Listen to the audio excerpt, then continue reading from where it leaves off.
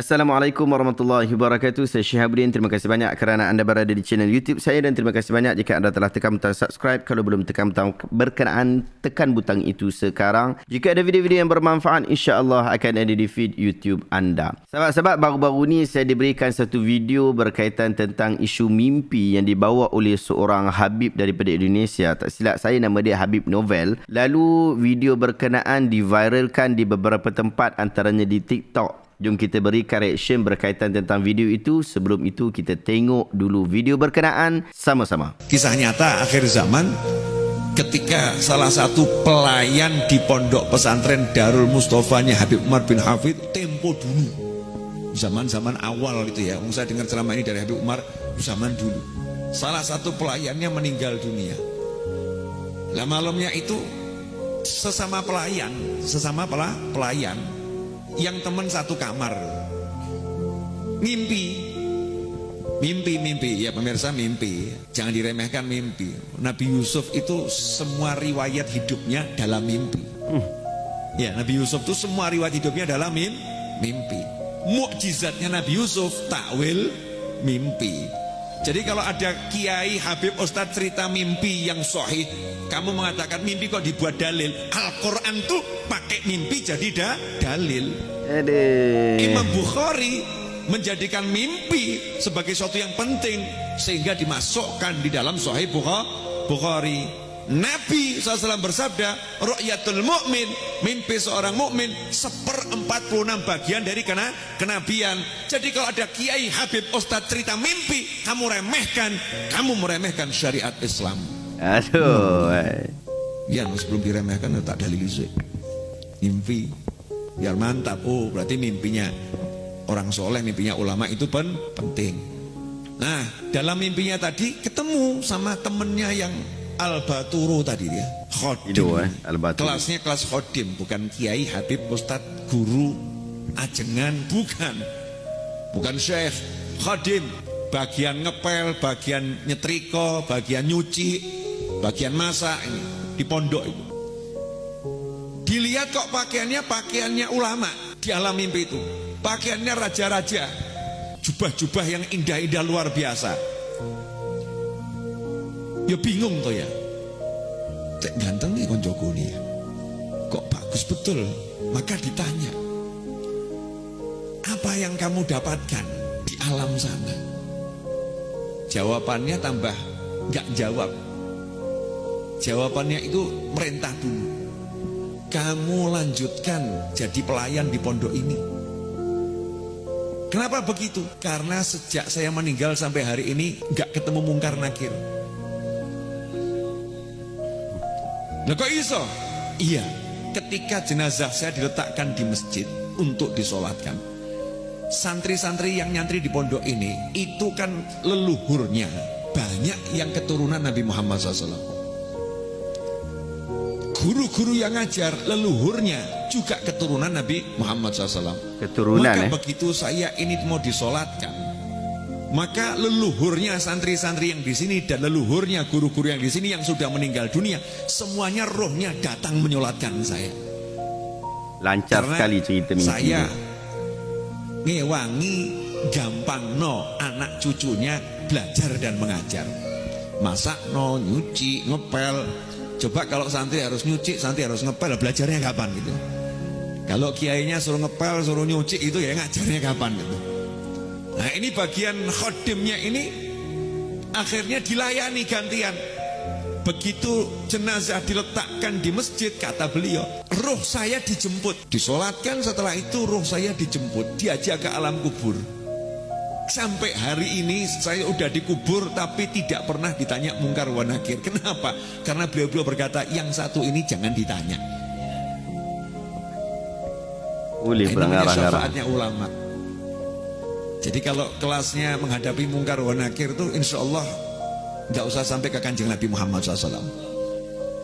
Alhamdulillah kita dah menonton video berkenaan sama-sama tadi, tapi saya nak jelaskan dahulu. Ada perkara yang saya tak akan react dekat sini. Antaranya yang pertama ialah adakah mimpi ini benar ataupun rekaan. Sebabnya mimpi ini kita tak ada siapa orang yang boleh mengesahkan bahawa mimpi khadam-khadam itu, mimpi pembantu-pembantu itu adalah mimpi yang benar. Itu yang pertama. Yang kedua, saya juga tidak akan mengulas berkaitan tentang ruh khadam itu tidak ditanya oleh mungkar dan nakir. Yang ni saya tak akan ulas berkaitan dengan isu itu, kerana kebanyakan kisah-kisah mimpi ini dia perlu ditafsirkan, ia perlu ditakbirkan, ia perlu ditakwilkan. Dia bukan diambil terus oleh mimpi itu. Kiranya kalau kita mimpi mak kita sakit, nanti dia akan sakit. Bukan macam tu. Kemungkinan dia memberikan satu tanda-tanda ataupun satu peringatan berkaitan tentang sesuatu isu yang penting yang akan datang, yang mungkin akan berlaku. Demikian juga isu roh khadam tadi, dia kata tidak ditanya oleh mungkar dan nakir. Boleh jadi perbuatan pembantu ini sebelum ini adalah dikira sebagai amal soleh, lalu disimbolikkan dengan tidak ditanya oleh mungkar dan nakir. Jadi dua perkara ini saya tidak memberikan ulasan yang panjang. Jom kita berikan ulasan pada bab-bab yang lain. Sahabat-sahabat, pertama, Habib ini mendakwa bahawa semua riwayat kisah hidup Nabi Yusuf itu adalah mimpi. Saya kira ini hanyalah satu over exaggerating terhadap isu mimpi, kerana Nabi Yusuf AS memang seorang tokoh Nabi yang berinteraksi langsung dengan mimpi. Tetapi kebenarannya, kisah Nabi Yusuf AS bukanlah mimpi-mimpi belaka. Bahkan hanya dua kisah mimpi Nabi Yusuf yang disebutkan di dalam Al-Quran berbanding lambakan cerita-cerita perjuangan baginda yang lain. Allah Ta'ala sebut, "Idh qala Yusuf li abihi ya abati inni ra'aitu ahada ashara kawkaba wa syamsa wal qamara ra'aituhum li sajidin." Ingatlah ketika Nabi Yusuf berkata kepada ayahnya, "Wahai ayahku, sungguh aku bermimpi melihat 11 bintang, matahari dan bulan, kulihat kesemuanya sujud kepada aku." Pun begitu, itu hanyalah salah satu daripada banyaknya momen kisah-kisah Nabi Yusuf dalam Al-Quran. Bahkan Al-Quran sangat menarik apabila menceritakan kisah Nabi Yusuf hampir lengkap daripada kecil sampailah kepada dewasa. Bagaimana kisah dia dengan adik-beradik dia yang membuangnya dalam perigi sehingga dia dijumpai oleh pedagang, kemudian menjadi anak angkat salah seorang pembesar Mesir, dipenjara kerana fitnah, sehinggalah dia dilantik sebagai pemimpin. Keseluruhan fasa kehidupan Nabi Yusuf itu diceritakan di dalam Al-Quran. Anda boleh baca surah Yusuf, surah yang dikhususkan nama Nabi Yusuf di dalam menceritakan kehidupan baginda Nabi. Bukan sekadar kisah mimpi semata-mata sahaja. Banyak lagi kisah-kisah yang lain yang awak tengok dekat situ. Apatah lagi jika kisah mimpi itu nak dijadikan dalil, ia adalah mimpi para Nabi. Mimpi seorang Nabi yang memang menjadi tanda kenabian dia. Dan itu memang menjadi dalil. Demikian juga takbir yang dia berikan, itu adalah takbir mimpi daripada seorang Nabi. Dia tak sama seperti takbir-takbir mimpi daripada takwil-takwilan mimpi daripada Tok Guru, Habib dan Tok Syekh. Sahabat-sahabat, Habib ini dia sebut, dia kata, jangan pertikai kisah-kisah mimpi habaib, ustaz dan kiai yang sahih. Sebab katanya, Al-Quran itu sendiri berdalil dengan mimpi. Ini adalah kaedah yang salah dan kenyataan yang menyeleweng. Al-Quran itu tidak berdalil dengan mimpi kerana Al-Quran itu sendiri adalah dalil. Maka apa sahaja yang disebutkan Al-Quran itu, tak kiralah mimpi atau kisah atau peristiwa yang akan datang, semua itu wajib dipercayai. Ia tak boleh disamakan dengan kisah mimpi yang diceritakan oleh habaib, kiai dan juga ustaz. Kerana mimpi kiai dan ustaz bukanlah hujah. Bahkan takbir mereka sendiri pun bukanlah hujah. Sekalipun jika mimpi mereka itu adalah mimpi yang benar, tetap tidak menjadi hujah. Al-Qarafi rahimahullah di dalam kitabnya Al-Furuq, dia sebut, dia kata, wala yalzamu min sihhatir ru'ya at-ta'wilu 'alayha fi hukmi syar'i lihtimalil khata' fi at-tahammul wa 'adami dhabtir ra'i. Tidak menjadi kelaziman apabila benarnya mimpi menjadi sandaran hujah kepada hukum hakam agama kerana wujud keberangkalian, kesilapan berlaku ketika menyampaikan serta ketidaktepatan ingatan si pemimpi. Anda boleh rujuk di dalam kitab berkenaan pada jilid yang keempat, muka surat 270.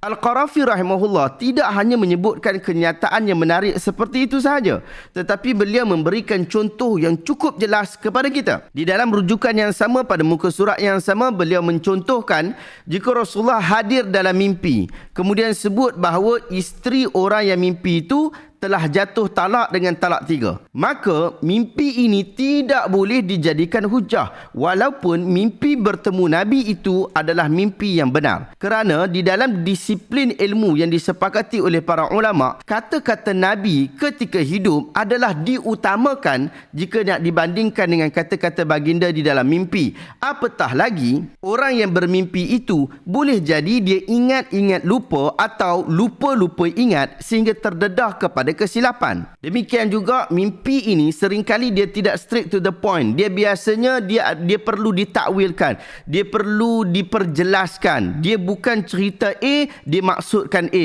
Ada maksud lain yang tersirat di balik mimpi-mimpi itu. Oleh itu, tidak benar apabila Habib ini sebut bahawa sesiapa yang meremehkan mimpi kiai, mimpi ustaz-ustaz ini bermaksud dia telah meremehkan agama. Tak benar begitu. Tak meremehkan syariat Allah dengan meremehkan mimpi Habib-Habib ini.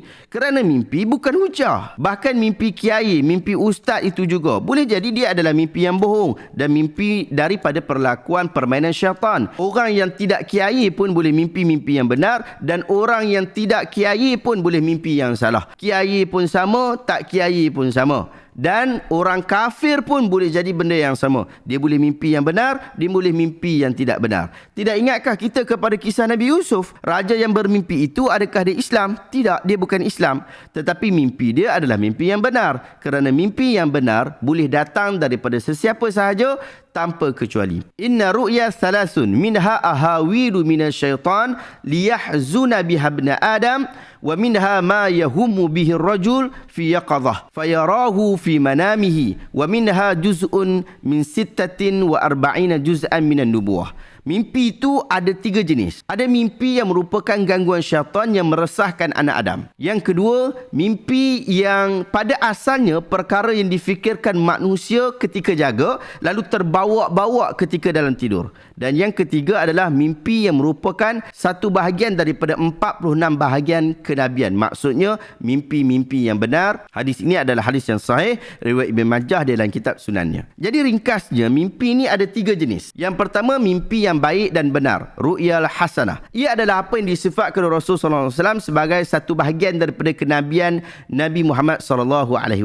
Yang kedua, mimpi yang buruk dan dusta, iaitu ar-ru'ya as-sayyi'ah. Ia adalah permainan tidur oleh syaitan. Yang ketiga ialah mimpi disebabkan oleh adat bagi diri seseorang, iaitu apa yang dilihat oleh seseorang di dalam mimpi berkaitan apa yang disibukkan olehnya ketika dia sedang jaga. Contohnya, dia lapar, teringin sangat nak makan McD, lalu dia tidur, dia mimpi makan McD. Ataupun dia nak masuk satu tournament taekwondo tapi tak dapat masuk tournament berkenaan, lalu dia mimpi dia jadi juara di dalam tournament berkenaan. Itu yang kita sebut sebagai jenis mimpi yang ketiga. Wallahu ta'ala alam. Yang pentingnya jangan banyak tidur. Kalau banyak tidur, banyak mimpinya, banyak karutnya. Lagi-lagi kalau ustaz-ustaz yang mengajak, janganlah banyak tidur, banyakkan mengkaji, banyakkan membuat simakan dan banyakkan belajar. Saya cadangkan anda untuk dapatkan buku Inilah Islam yang semestinya difahami, tulisan daripada Syekh Ali At-Tantawi yang memberikan prinsip-prinsip asas agama kepada kita sehingga kita boleh pegang sungguh-sungguh.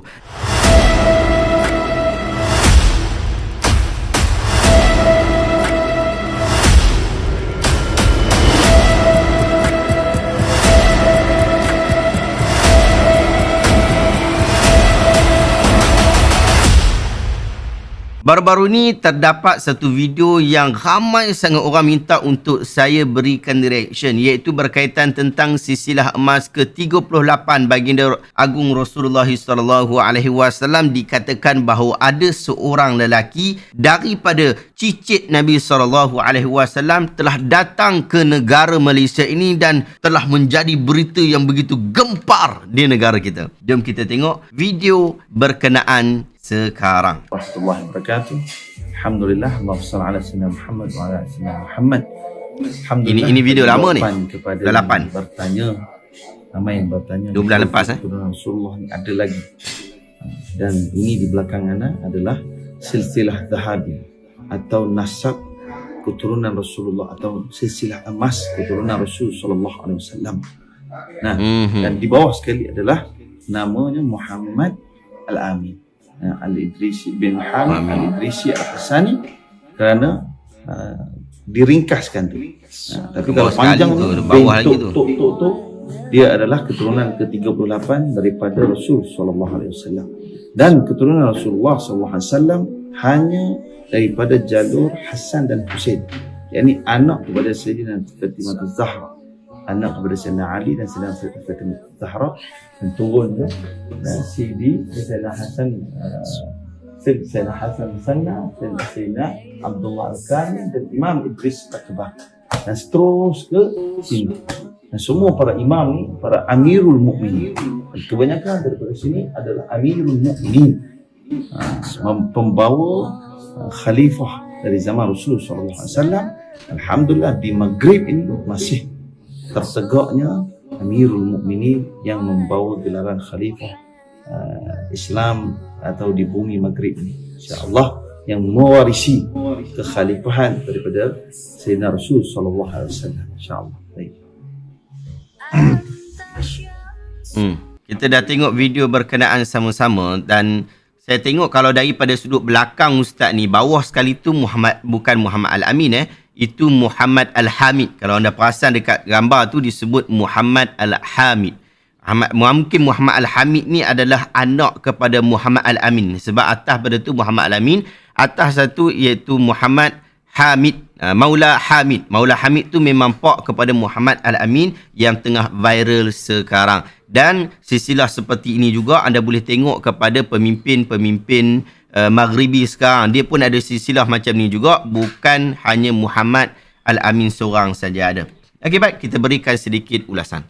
Sahabat-sahabat, di samping video ini terdapat banyak video lagi yang berkaitan tentang isu Muhammad Al-Amin Al-Idrisi yang dinyatakan oleh pihak penganjur sebagai mempunyai silsilah emas dan berada pada jalur 38 keturunan Nabi SAW. Saya tak pasti kenapa diangkat isu jalur ke-38, melainkan ia adalah jalur sanad. Tetapi orang ramai bila dengar jalur 38 macam ada something best daripada nombor 38 tu, padahal tidak ada beza pun 38 ke 39 ke 40 ke 41 ke, tidak ada beza pun daripada sudut jalur-jalur berkenaan. Ada juga video-video di TikTok dan juga di Facebook dengan kenyataan-kenyataan yang pelbagai yang saya kira cukup melampau apabila menyatakan bahawa Muhammad Amin Al-Idrisi ini adalah seorang Imam Mahdi. Bahkan ada yang komen dekat Facebook, dekat TikTok, dia kata melihat Muhammad Al-Amin Al-Idrisi ini seperti melihat Nabi SAW.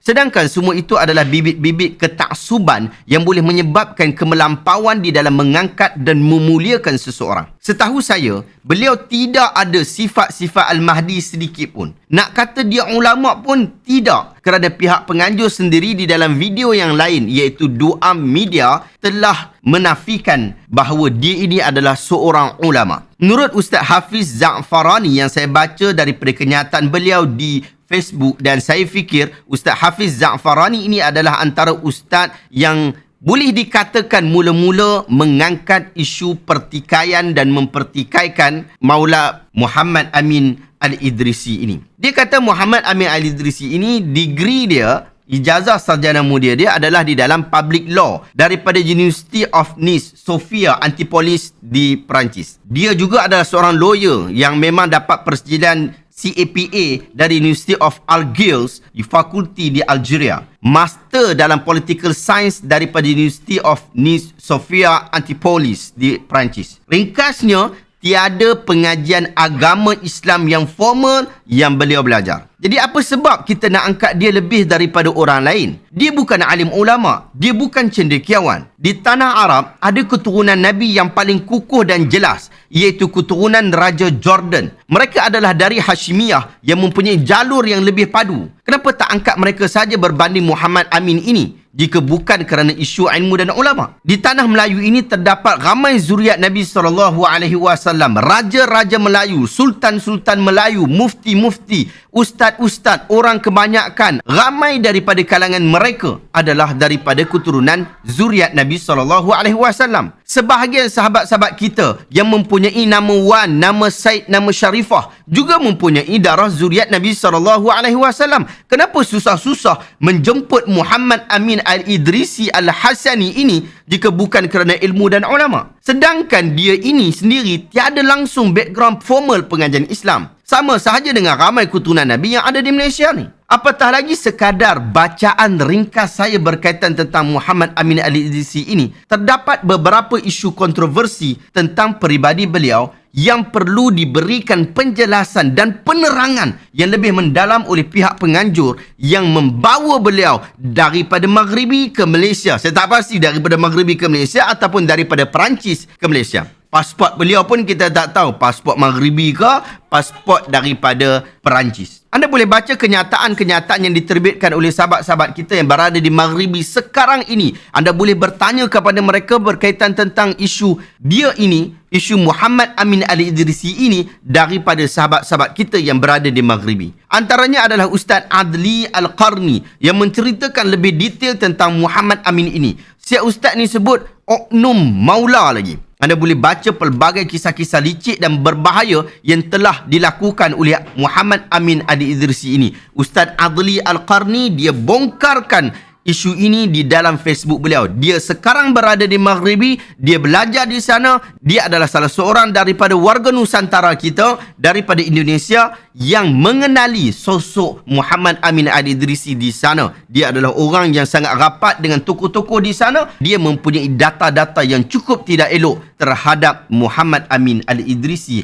di Maghribi. Anda boleh rujuk beliau berkaitan tentang hal ini. Jika saya secara peribadi dengan hanya melihat kenyataan daripada Muhammad Adli Al-Qarni, Ustaz Muhammad Adli Al-Qarni, maka saya pasti tidak akan percaya dengan Muhammad Amin Al-Idrisi melainkan nasabnya. Sahabat-sahabat, jika dikatakan bahawa beliau adalah keturunan ke-38 Nabi SAW, saya sebenarnya tidak ada masalah banyak untuk mempercayainya sekiranya ia datang daripada jalur yang benar, dan boleh jadi jalur yang dia ada itu adalah jalur yang benar. Apatah lagi angka 38 bukanlah angka yang pelik, kerana sebelum ini Habib Rizik Shihab dari Indonesia juga telah mendakwa perkara yang sama. Tetapi beliau lebih advance lagi kerana mengatakan pihak Arab Saudi sendiri yang endorse perkara berkenaan, endorse bahawa dia ini adalah keturunan ke-38 Nabi SAW. Tetapi akhirnya ia hanyalah hoax semata-mata. Kita ini sahabat-sahabat mengasihi anak cucu Nabi dengan setinggi-tingginya. Bahkan pada kita, nasab keturunan Nabi itu sendiri ada satu bentuk kemuliaan. Pun begitu, kita telah mengharamkan kebodohan daripada diri kita. Kita tak mahu mengangkat orang yang salah dalam masyarakat sehingga akhirnya akan memberikan kesan yang buruk kepada masyarakat. Secara peribadi, saya tidak merasa lebih bagus untuk kita mengangkat Muhammad Amin Al-Idrisi ini.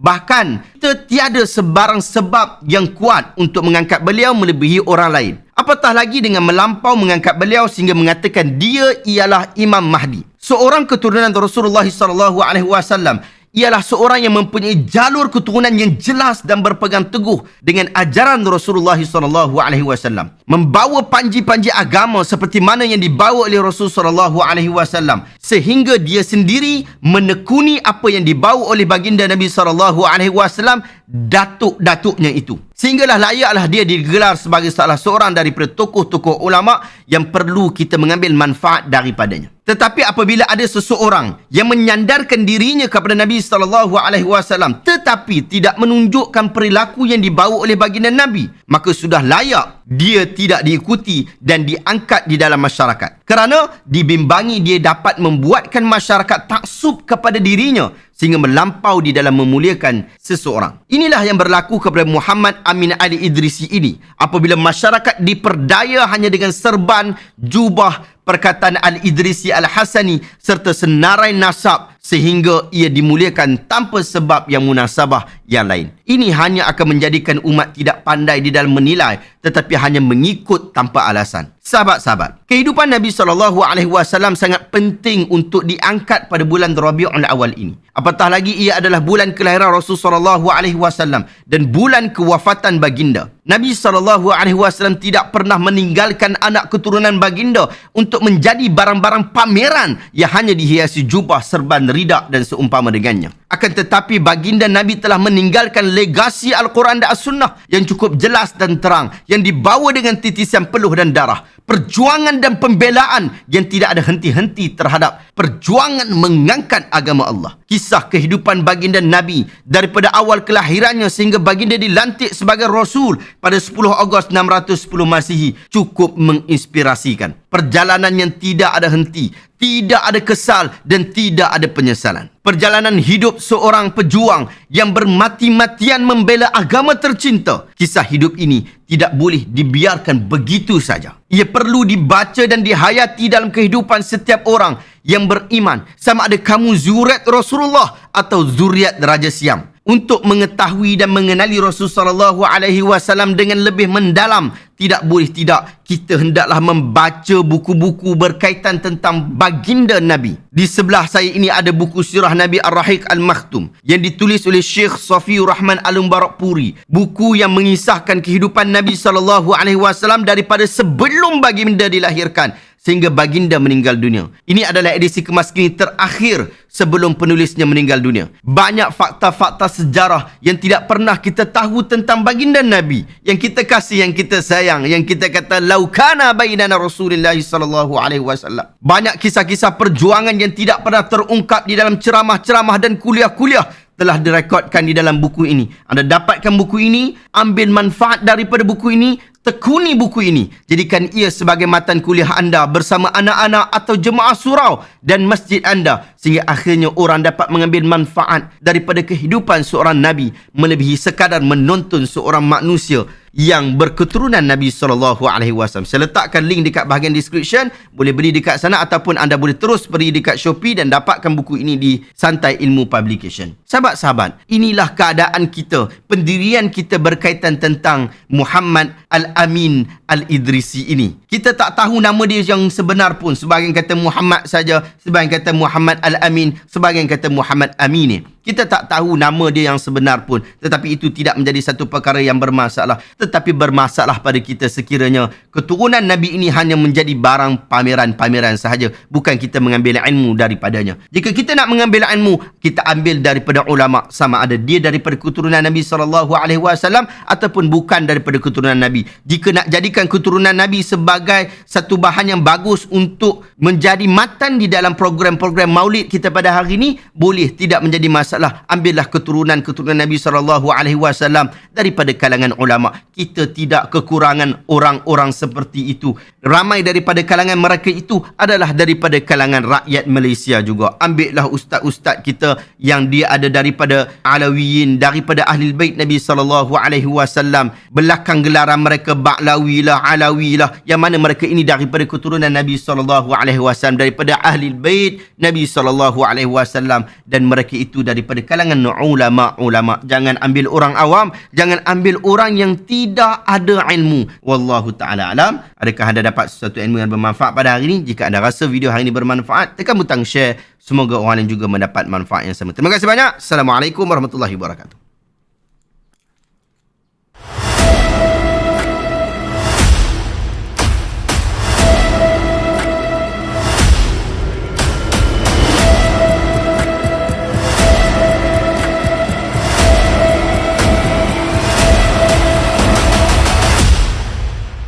Assalamualaikum warahmatullahi wabarakatuh. Saya Syihabuddin. Terima kasih banyak kerana anda berada di channel YouTube saya, dan terima kasih banyak jika anda telah tekan butang subscribe. Kalau belum tekan butang berkenaan, tekan butang itu sekarang. Jika ada video-video yang bermanfaat, insya-Allah akan ada di feed YouTube anda. Baru-baru ni jadi viral satu video berkaitan tentang Habib yang merapu, merepek, meraban. Saya tak tahu. Jom kita tengok video berkenaan sama-sama.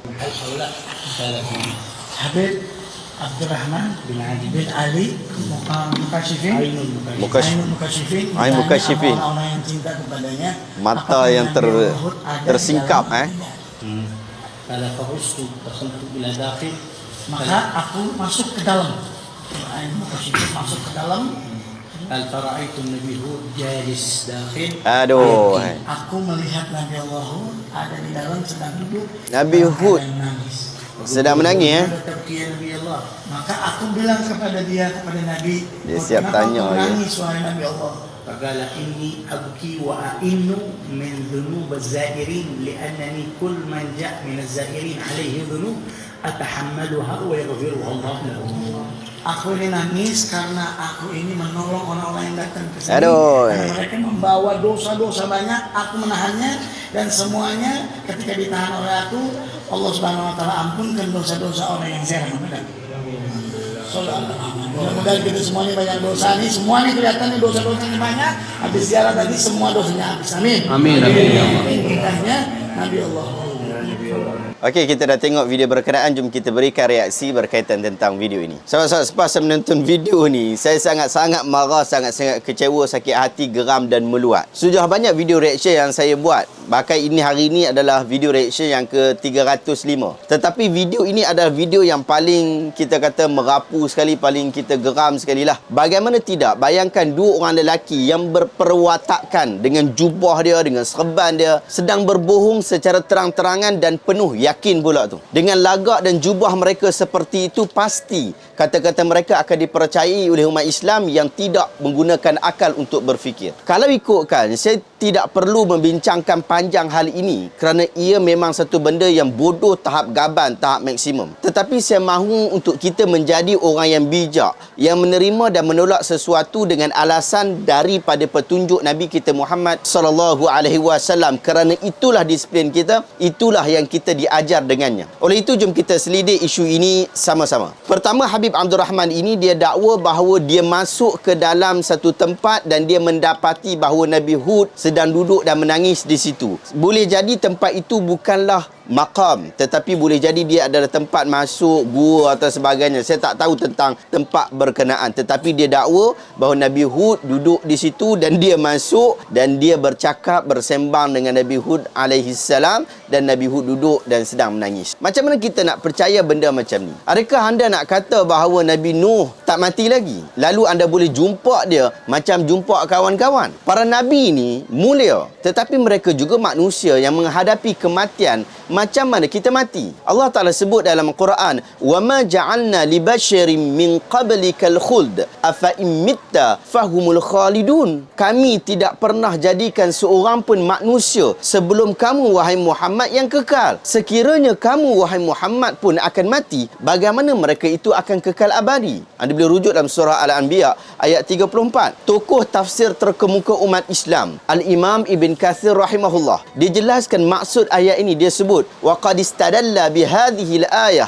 الْكَرِيمَةِ مَنْ ذَهَبَ مِنَ الْعُلَمَاءِ إِلَى أَنَّ الْخَضِرَ عليه السلام مات وليس بحي إلى الآن لأنه بشر سواء كان وليا أو نبيا أو رسولا. Para ulama yang berpandangan bahawa Nabi Khadir alaihi salam telah wafat menjadikan ayat Al-Quran yang mulia ini sebagai dalil Nabi Khadir tidak hidup sehingga hari ini kerana dia adalah seorang manusia. Ini terjadi kepada sesiapa pun, sama ada dia tu wali ke, dia tu nabi ke ataupun rasul. Anda boleh rujuk kenyataan ini pada jilid yang kelima, muka surat 341. Nabi Hud alaihi salam adalah seorang nabi yang mulia seperti Nabi Khadir alaihi salam. Pun begitu, dia juga adalah manusia. Maka Allah dah kata bahawa jika Nabi Muhammad itu sendiri pun akan mati, macam mana orang lain akan masih hidup? Macam mana Nabi Hud akan masih hidup? Macam mana Nabi Khadir akan masih hidup? Macam mana Nabi Hud siap boleh sembang dengan Pak Habib Abdul Rahman ini lagi? Tidak lain tidak, Pak Habib ini berbohong, atau dia jumpa dengan setan dalam bentuk jin, atau dia berhalusinasi. Sahabat-sahabat, saya juga tak nafikan bahawa wujud dakwaan para nabi ini masih hidup di dalam kubur mereka. Bahkan saya setuju dan beriman dengannya. Tetapi cara dan alam mereka hidup itu tak sama dengan cara dan alam hidup kita sekarang ni. Jika mereka masih hidup macam kita hidup sekarang ni, kenapa Umar, kenapa Abu Bakar dan seluruh umat Islam di Madinah berduka cita atas kewafatan baginda Nabi SAW? pada 12 Rabiul Awal tahun ke-11 Hijriah. Kenapa ustaz-ustaz kita akan menampakkan kesedihan apabila cerita tentang kewafatan Nabi? Siap bawa hadis palsu diiringi muzik syahdu lagi. Pasal apa? Kenapa mereka tak relax saja? Sebab nanti masih boleh jumpa Nabi, atau suruh saja Pak Habib Abdul Rahman tu pergi tanya Nabi. Melainkan kita sudah faham bahawa baginda Nabi SAW sudah wafat dan tak akan bertemu kita lagi seperti biasa. Bukan seperti mana yang disebutkan oleh Pak Habib itu, tambahan dan cerita bohong yang keterlaluan. Bahkan jika kita sebut Nabi akan terus hidup selepas mati, bukan Nabi-Nabi saja yang akan hidup selepas mati dalam keadaan dan cara yang berbeza. Para syuhada, orang soleh juga akan hidup. Bahkan saya dan awak juga nanti akan hidup selepas kita mati. Syekhul Azhar Said At-Tantawi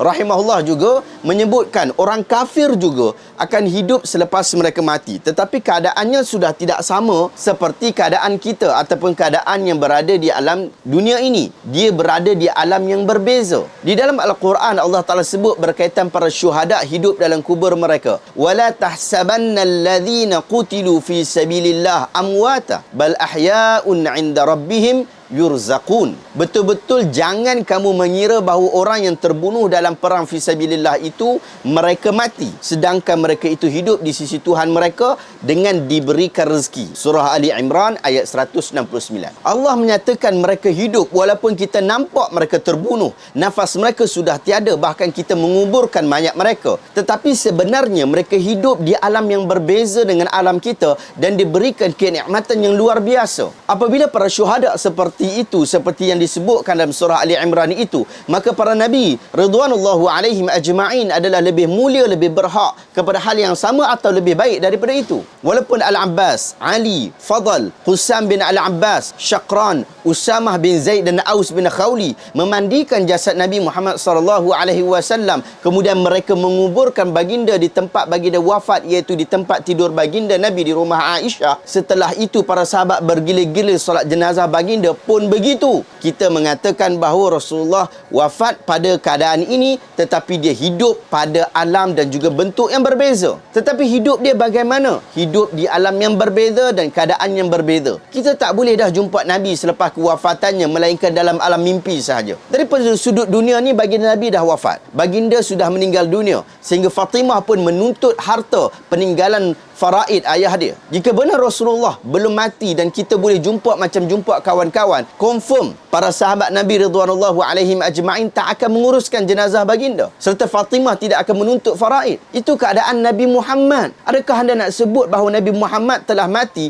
tapi Nabi Hud masih hidup? Jika itulah pemikiran anda telah melempar dan tidak menghiraukan dalil Al-Quran. Kullu man 'alaiha fan wa yabqa wajhu rabbika dzul jalali wal ikram. Semua yang berada di atas muka bumi ini akan musnah, yang kekal hanyalah zat Tuhan kamu sahaja yang maha tinggi dan mulia. Surah Ar-Rahman ayat 26-27. Sahabat-sahabat, itu isu pertama. Isu yang kedua, Pak Habib ini mendakwa bahawa Nabi Hud menangis kerana yang datang tu, yang ziarah tu, dia bawa banyak dosa. Dan Nabi Hud bohong. Dia ni kata Allah ampunkan dosa semua orang yang melawat. Pak Habib, kita ni kalau nak promote tempat untuk tujuan perlancongan, tak payahlah jual nama Nabi Hud, tak payahlah jual nama agama. Mana ada dalam agama kita konsep seperti ini? Konsep Nabi bawa dosa orang, lalu Allah ampunkan dosa itu dengan perantaraan Nabi. Demikian juga Allah Ta'ala utuskan Nabi Hud kepada kaum 'Ad,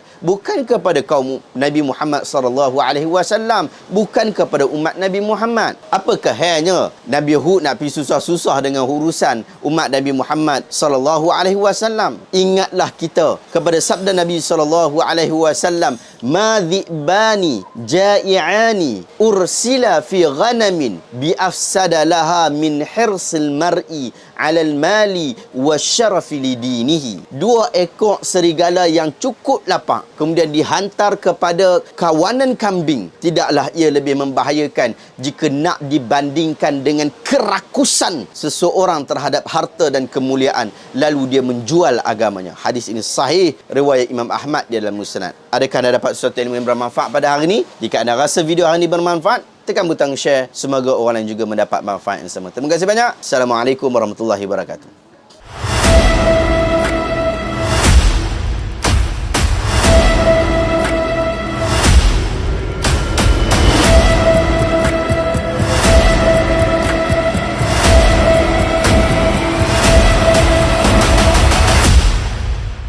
Assalamualaikum warahmatullahi wabarakatuh. Saya Syihabuddin. Terima kasih banyak kerana anda berada di channel YouTube saya, dan terima kasih banyak jika anda telah tekan butang subscribe. Kalau belum tekan butang berkenaan, tekan butang itu sekarang. Jika ada video-video yang bermanfaat, insya-Allah akan ada di feed YouTube anda. Baru-baru ni jadi viral satu video yang saya ingat dah video dah lama, tapi diminta untuk saya memberikan ulasan berkaitan tentang video berkenaan. Jom kita tengok video itu terlebih dahulu dan selepas ini kita akan berikan ulasan berkaitan tentang video berkenaan.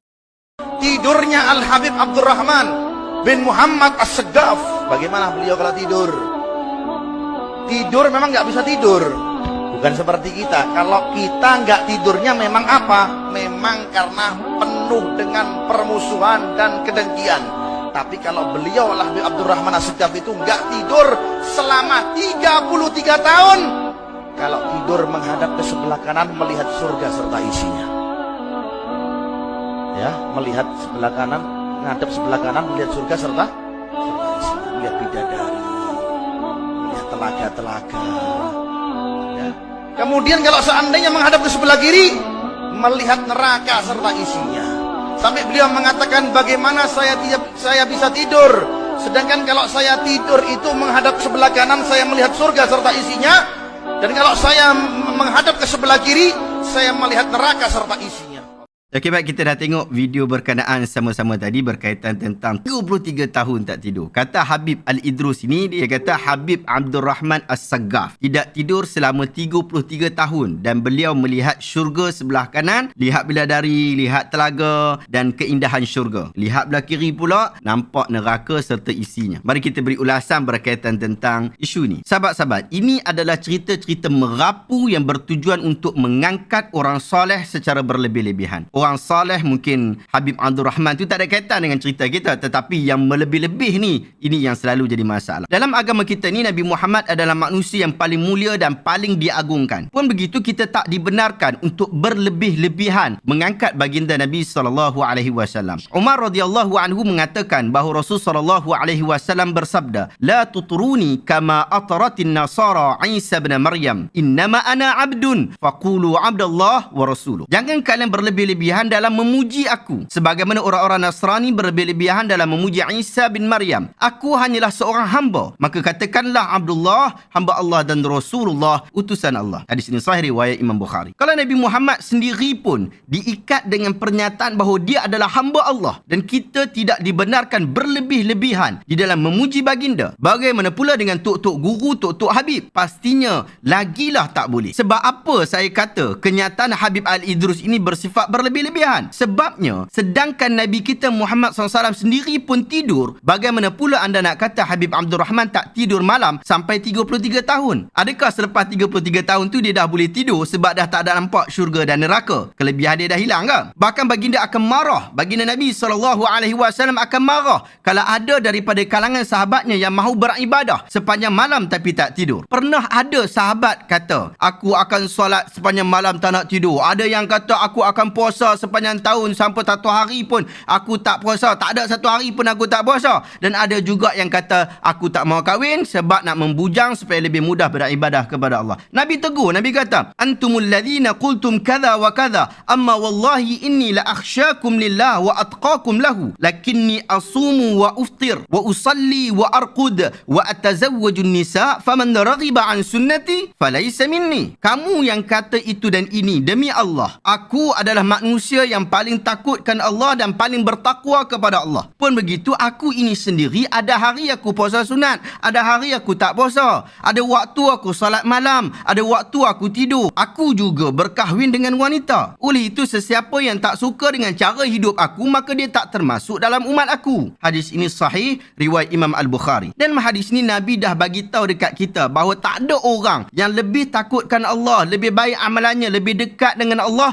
melainkan Nabi Muhammad SAW sendiri. Tiba-tiba waktu kita nak angkat tok wali kita, kita kata dia seolah-olah lebih baik daripada Nabi. Tak tidur selama 33 tahun sebab tengok kiri nampak neraka, tengok kanan nampak syurga. Sedangkan Nabi pun tak dapat kelebihan seperti itu. Sehingga nanti bila orang sebut amalan Nabi tidak lagi bernilai sebab amalan tok guru dia lagi padu, lagi power daripada Nabi. Nabi tak pernah sampai tak tidur sebab nampak syurga dan neraka. Tok lebay kita seolah-olah lebih power daripada Nabi. Nabi. Ini semua pengagungan yang melampau kepada seorang manusia. Apatah lagi perkara-perkara sebegini adalah pembodohan kepada akal manusia yang sihat. Bagaimana tidak saya sebutkan pembodohan? Bayangkan satu kenyataan yang cukup bodoh pun orang boleh terima, sedangkan itu sangat mustahil. Jadi viral pula. Mana ada orang boleh tahan tidak tidur selama 33 tahun? Gunalah kepala otak Allah Ta'ala bagi ni. Allah dah bagi dekat kita, Allah Ta'ala suruh kita guna. Sebab tu dalam Quran disebutkan yatadabbarun, yataqilun, tatafakkarun. Ini semua untuk memfungsikan akal, bukan membodohkan akal. Asal benda pelik sikit saja kita terima. Awak takut sangat nak tolak benda pelik ni. Bahkan cerita-cerita seperti ini bercanggah dengan amalan sunnah kesihatan yang Nabi dah ajak dekat kita. Nabi suruh kita tidur. Menurut satu artikel kesihatan yang ditulis oleh Carly Vander Green, saya tak tahu betul tak betul sebut nama dia, tapi macam itulah, Carly lah. Dia tulis pada 18 Disember tahun 2018 dan artikel itu disahkan dan disemak oleh seorang pakar kesihatan psikologi daripada Universiti Walden, Amerika Syarikat yang bernama Dr. Deborah Rose Wilson. Dalam artikel yang berjudul How Long Can You Go Without Sleep? Function, Hallucination and More. Artikel itu diterbitkan oleh majalah online yang trusted iaitu Healthline.com. Dalam artikel berkenaan disebutkan the longest recorded time without sleep is approximately 264 hours or just over 11 consecutive days. Although it's unclear exactly how long humans can survive without sleep, it isn't long before the effects of sleep deprivation start to show. After only 3 or 4 nights without sleep, you can start to hallucination. Maksud dia apa? Tempoh paling panjang yang pernah direkodkan bagi orang tak tidur ialah 264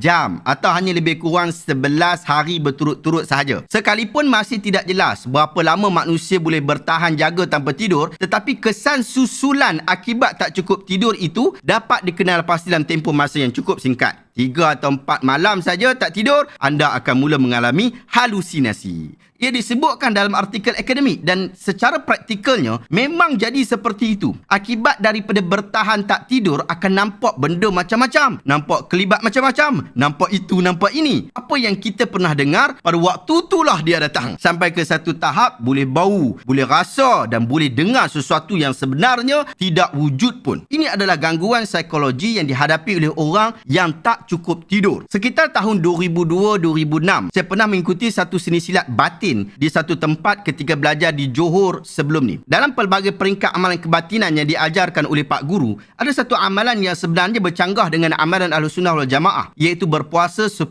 hari berturut-turut pada bulan Muharram. Pada setiap hari itu tak boleh buka puasa melainkan dengan ayam putih dan nasi putih. Dan waktu lepas tu pun nak makan yang tu saja boleh makan. Lepas tu puasa balik. Pada hari ke-10 Muharram, kami tidak dibenarkan tidur sejak daripada masuk waktu subuh sampailah datang subuh berikutnya. Jadi satu hari suntuk tak tidur. Amalan ini bercanggah dengan ajaran Nabi SAW. Sekiranya ada daripada kalangan sahabat-sahabat yang masih beramal dengan amalan ini, amalan puasa putih yang orang sebut, berhentilah dan bertaubatlah. Berpuasalah seperti mana Nabi puasa, berbukalah seperti mana Nabi berbuka, serta tidurlah seperti mana Nabi mengajarkan kepada kita untuk tidur. Tetapi apa yang saya nak kongsikan, yang berlaku kepada diri saya sendiri, setelah melakukan pelbagai bacaan wirid yang diarahkan oleh Pak Guru pada hari ke-10, saya tak tidur sepanjang hari berkenaan. 24 hours tak tidur. Sehinggalah menjelang subuh. Hampir-hampir dengan waktu subuh, saya rasa diri berada dalam alam nyata dan alam mimpi. Tengah-tengah. Berada di tengah-tengah alam. Bertemu, tiba-tiba datang seorang Tok Guru, baju dia putih, serban dia putih, berzikir sebelah saya. Saya berhalusinasi ketika itu. Tapi waktu tu kita percaya habis bahawa yang kita jumpa tu adalah Tok Keramat yang datang memberikan ijazah kesan daripada amalan yang kita buat. Semua perkara ini terhasil daripada kurang tidur dalam satu hari. Bayangkan pula, kalau lebih daripada satu hari dengan ditambah dengan amalan serta wirid-wirid tertentu, pastinya tak pelik kalau Tok Habib kata dia nampak halusinasi sampai nampak syurga, sampai nampak neraka. Pun begitu, saya tetap tak percaya dengan kenyataan Habib Al-Idrus ini. Sebab Tok Habib ni kata, Habib Abdul Rahman tak tidur selama 33 tahun. Itu dah satu pembohongan dan satu pembodohan. Tidak terbukti wujud manusia biasa yang boleh tidur lebih daripada 11 hari. Rekod 11 hari. Ataupun sebulan. Sebulan tak pernah jadi. Tak pernah wujud ada orang memang boleh tak tidur selama 1 bulan. Tapi yang ada, kalau nak katalah, kena nak sebut lah, memang ada tapi bukan bangun, bukan berjaga, tapi mereka tidur selama lebih 33 tahun. Kalau kata lebih daripada 33 tahun tidur, saya boleh percaya, sebab itu dinamakan koma, bukan tidur. Paling lama orang koma pun 37 tahun, nama dia Elaine Esposito dari Chicago. Tapi dia koma, nyawa masih ada, tapi kita tak dapat kejutkannya. Sahabat-sahabat, saya nak seru kepada anda untuk kita berhati-hati dengan setiap kenyataan yang kita jumpa di media sosial. Jangan asal benda tu pelik saja, kita anggap terus benda tu betul. Tetapi fikir dulu, semak dulu, kemudian barulah berikan kesimpulan. Bimbang yang kita dengar itu tak betul, akhirnya ia membawa kepada pembodohan semata-mata. Sahabat-sahabat, dapatkan buku Talbis Iblis, tulisan Ibn Jauzi, Perangkap Iblis. Ia berkempen kepada anti pembodohan, anti taklid buta dan anti kepada belitan-belitan iblis. Ditulis oleh ulama besar Ibn Jauzi rahimahullah dan juga diberikan tahqiq oleh Dr. Aiman Saleh Sya'ban. Cukup bagus, cukup bermanfaat untuk anda. Dapatkan dekat Shopee, dapatkan dekat Lazada. Saya letakkan link dekat description. Semoga Allah Ta'ala beri kebaikan kepada kita. Sahabat-sahabat, adakah anda dapat sesuatu ilmu yang bermanfaat pada hari ini? Jika anda rasa video hari ini bermanfaat, tekan butang share. Semoga orang lain juga mendapat manfaat yang sama. Terima kasih banyak. Assalamualaikum warahmatullahi wabarakatuh.